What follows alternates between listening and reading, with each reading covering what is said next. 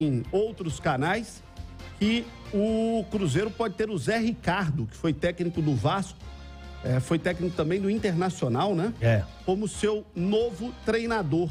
Seria uma boa solução para o Cruzeiro?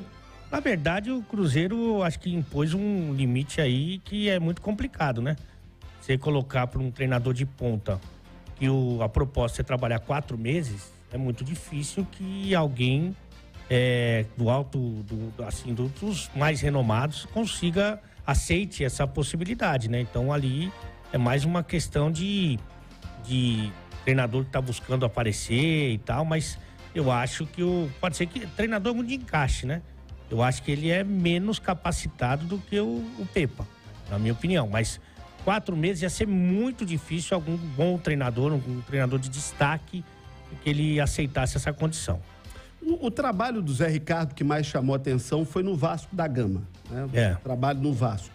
O que você vê de característica do Zé Ricardo? O que você vê de positivo nele que pode ser bom para o Cruzeiro? E o que você vê na trajetória, na carreira dele que pode ser preocupante? Ele é um treinador formado no futsal, né? Não sei se todo mundo tem essa informação. Ele é formado no futsal, inclusive trabalhava no futsal do Flamengo. Antes de ir pro Vasco, depois Botafogo, passou pelo Fortaleza, você disse aí pelo Internacional, e o último trabalho dele no Brasil foi no Vasco da Gama. É um cara que trabalha muito a parte defensiva, muito. E é um treinador que gosta muito da marcação. Então, o que a gente vai ver, o Cruzeiro já tem uma das melhores defesas do campeonato, né? Porque o time inteiro marca muito forte. Eu acho que ele vai reforçar o momento defensivo do time e vai tentar, eu acho que é o que a missão de um treinador que tem tão pouco tempo, vai tentar tirar o máximo desses jogadores que tem no grupo. E a trajetória do Zé Ricardo, foi técnico do Vasco, depois passou pelo Botafogo, em 2017, 18 Vasco, 18, 19 Botafogo, em 19 passou pelo Fortaleza, em 19 ainda passou pelo Internacional. Então, no ano 19 passou por Botafogo, Fortaleza e Internacional. Depois foi para o Catar, voltou ao Vasco em 2022, no ano passado, né? Isso. E depois foi para o Shimizu Pulse. E o Shimizu Pulse é do Japão. Não é uma longa trajetória, mas passou por clubes expressivos do futebol brasileiro. Agora, a gente tem sempre o hábito de valorizar muito o que é nosso, que tá aqui, né? O torcedor do Vasco não vai gostar do que eu vou falar, nem do Inter, nem do Botafogo. Mas acho que é frustrante para o torcedor do Cruzeiro. Não é um técnico à altura do que o Cruzeiro está acostumado e daquilo que o torcedor do Cruzeiro, eu acho que imaginava nesse momento. E diferente do perfil, né? Você foi buscar um Pesolano, é um treinador promissor, de várias ideias inovadoras, né? Depois você traz o Pepa, que é um cara que já é mais rodado, né? Mais experimentado, um treinador também tem ótimas ideias, né? E aí depois você... Na verdade, o Zé nem era a primeira opção, né? Eles foram bater na porta de alguns treinadores. A informação que eu tive é que o nome preferido e que tentaram foi do Odair Hellmann. Mas que o Hellmann rejeitou, principalmente por 2 aspectos principais, né? Aspecto 1, questão salarial. Aspecto 2, a questão do tempo de contrato. E aí acabou pesando para ele não vir para cá. Se você vai dar 4 meses de contrato com um profissional que tem alguma rodagem, você precisa aumentar muito o salário dele, né? E aí também não é uma prática que a SAF do Cruzeiro pratica. Então, ou você dá um contrato mais longo e um salário menor, ou você dá um salário lá em cima, o cara aceitar 4 meses. Nenhuma das duas opções foi válida. Se especulou também muito o nome do Rogério Ceni, mas fato é que o Zé vem aí para meio que apagar um incêndio, né? 4 meses, o time 8 jogos sem vencer, não é um... Esse Cruzeiro tomando esse tipo de atitude me lembra um pouco o Cruzeiro da antiga, não o Cruzeiro atual. Vamos colocar aqui a enquete no ar, pede a nossa turma aí do digital para ver o que pensa o torcedor do Cruzeiro, se ele aprova o possível nome do Zé Ricardo, não é uma colocação oficial da diretoria do Cruzeiro. Está confirmado, né? Não está confirmado, mas é um nome que surge com muita força na última hora, por informações de colegas da imprensa, de que o Zé Ricardo, ex-técnico do Vasco, seria o nome, seria a aposta do Cruzeiro. Então, você, torcedor do Cruzeiro, se manifeste. Estou esperando aqui a sua mensagem no nosso chat. Está aqui, ó. Wellington Magela, Zé Ricardo pedir para fechar a tampa do caixão. O Alisson Freitas colocou: Zé Ricardo será o novo técnico do Cruzeiro, um coraçãozinho, que indica que parece que está gostando. Obrigado também ao Emerson Júnior, dizendo que preferiu o Marcelo Oliveira. O Wagner Sartori, desanimado, está preocupado com a possível queda para a segunda divisão. Vamos ter muita condição de analisar com mais tempo, vamos aguardar. Agora, se vier o Zé Ricardo, é torcer para que o Zé Ricardo dê certo, né? Ele entende. É apoiar o Zé Ricardo. Não adianta o torcedor não apoiar o Zé Ricardo. Se ele vier, torcer para que ele dê certo. Ele entende, futebol ele entende, né? O que a gente lamenta é essa quebra do trabalho, da sequência de trabalho. Lógico que é muito mais difícil você pegar um time que vem aí com falta de confiança, né? Pelos 8 jogos sem vencer e com pouco tempo para treinar. Lógico que é muito mais difícil.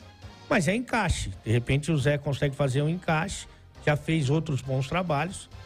Vamos torcer para que ele dê certo, que ele tenha essa sintonia com esse elenco do Cruzeiro. São 8h31. Olha, eu tô achando o Cruzeiro meio perdidão, você não tá achando, não? Eu também tô, viu? Porque esse, por exemplo, não é um comportamento de uma empresa, né? Do futebol profissional, não é isso que a gente espera. Demitir um treinador sem dar maiores explicações, sem ter um outro nome. E também claro que com resultados que a torcida não espera, mas em vários momentos até com um bom desempenho, com um desempenho aceitável, né? O Cruzeiro jogou bem, por exemplo, no empate contra o Furacão. Ele jogou bem no empate no Mineirão contra o Botafogo. Jogou bem contra o Palmeiras no Allianz Parque, tomou um gol nos acréscimos. E jogou bem contra o Corinthians, também no Mineirão, tomou o gol de empate no finzinho do jogo. Então, assim, se for para analisar resultado, não precisa da SAF. Ganhou, continua. Perdeu, tá fora. Não precisa do futebol profissional. E aí realmente fica uma dúvida. Eu tô tentando apurar, né, João, para saber o que aconteceu. A única informação que eu obtive foi de que o Pepa perdeu o vestiário, talvez ali no jogo contra o Grêmio, que foi realmente um jogo muito ruim do time, né? Mas não é a impressão que eu tenho. Por isso que eu estou esperando o pronunciamento oficial da diretoria. Eu acho que o pior é isso. Pepa pode ter perdido o vestiário, Pepa pode ter perdido a confiança da diretoria. Normal, isso faz parte do futebol. O Cruzeiro não era obrigado a continuar com o Pepa eternamente. O Cruzeiro tem o direito de trocar o Pepa. Claro. O Pepa era um funcionário do Cruzeiro. A direção do Cruzeiro pode trocar o Gabriel Lima, dele para baixo, pode trocar quem quiser. E o Ronaldo pode trocar, inclusive, o Gabriel Lima. Isso é parte de qualquer empresa. Não tem nada demais. Isso. Pessoas chegam, pessoas saem da empresa. O que me assusta é um clube do tamanho do Cruzeiro está completando uma semana. Que o Cruzeiro trocou o seu treinador. Não deram a menor satisfação a ninguém. E aí, quando eu falo satisfação a alguém, é a você, torcedor do Cruzeiro, que é quem paga as contas do clube. Porque a razão de ser do futebol é o torcedor. O Ronaldo, ele é um administrador. O dono do Cruzeiro será eternamente a sua torcida. Verdade. E isso vale pro Ronaldo, vale pros 4 R's no Atlético, vale pro Textor no Botafogo, vale para quem comanda o Grupo City no Bahia, vale pro 777 do Vasco, vale para qualquer um. Vocês são gestores. O dono do clube é e sempre será o torcedor. Sempre será o torcedor. E esse torcedor do Cruzeiro merece saber por que o seu técnico foi trocado. Por que da decisão? O que estão pretendendo fazer? Sabe o que vai acontecer? Vão contaminar a chegada de um novo técnico com a saída do anterior. Porque quando chegar a entrevista coletiva para apresentar o novo técnico, a primeira pergunta vai ser: por que a opção fulano? E a segunda vai ser: por que saiu Beltrano? Poxa, será que é difícil parar e dar uma entrevista coletiva? Ou se acham tão acima do bem e do mal que acham que não devem explicação para ninguém?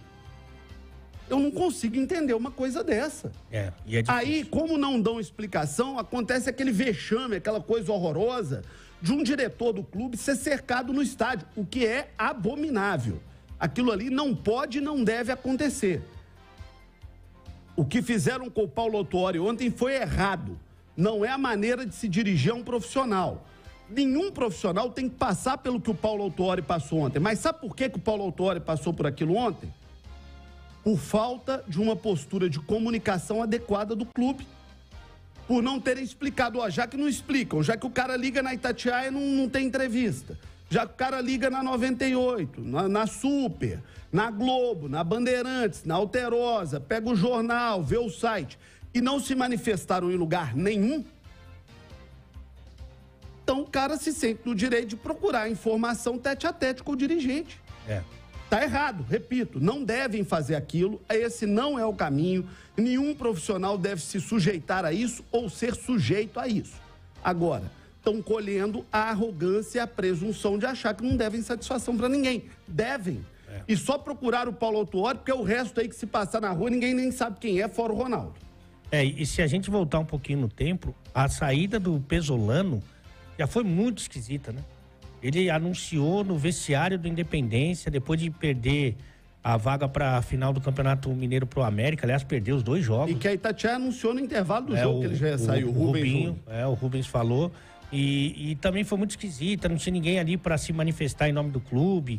Ele falou e se enrolou, falou que queria descansar, depois, semana seguinte, já estava em outro time do grupo. E que agora já tá caindo lá, se bobear, né? Será que estão esperando ele cair lá para voltar com ele para cá? Sei lá, eu sei que eu esperava um comportamento mais profissional e vou esperar também, evidentemente, a versão oficial para saber se a gente consegue desvendar esse mistério, porque é muito normal um clube administrado sem ser profissional, o cara perder 7 jogos e vai embora. Isso é normal. Agora, na SAF, e o exemplo disso foi o Botafogo mesmo, né? É do Luiz Castro, na SAF normalmente não é assim. Os caras pensam no trabalho a longo prazo, no projeto e tal. Então, eu estou muito curioso para ver quais serão as explicações dessa direção. SAF não é atestado de competência e clube social não é atestado de incapacidade. Eu só quero lembrar de uma coisa, o Real Madrid não é SAF. E o Vasco da Gama é SAF. Então... O Fortaleza segurou o Vojvoda. Fortaleza virou a temporada em último lugar, a temporada passada em último lugar no primeiro turno. Seguraram o Vojvoda e o time se classificou para a Copa Sul-Americana e tá aí agora na semifinal. Na verdade, se classificou para a Libertadores, depois foi para a Sul-Americana. Exatamente, chegou na Libertadores, foi até mais longe, depois como foi eliminado, foi para a Sul-Americana. E tá aí na semifinal brigando pelo título da Sul-Americana. Né? E tá bem no Brasileiro.